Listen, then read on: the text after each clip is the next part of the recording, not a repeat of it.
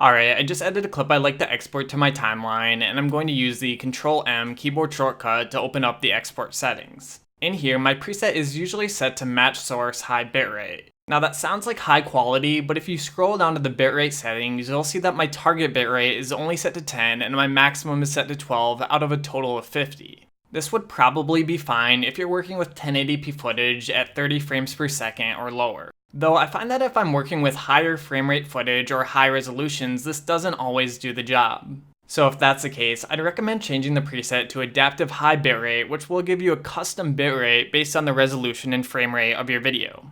As you can see, this basically tripled my bitrate and the size of my video because I'm using 60 FPS footage. Now while Adaptive High Bitrate usually gives me the absolute best quality, I'm not too fond of how it tripled my file size as well. I find Adaptive Medium Bitrate to be a good middle ground that gives me good image quality along with a slightly lower file size.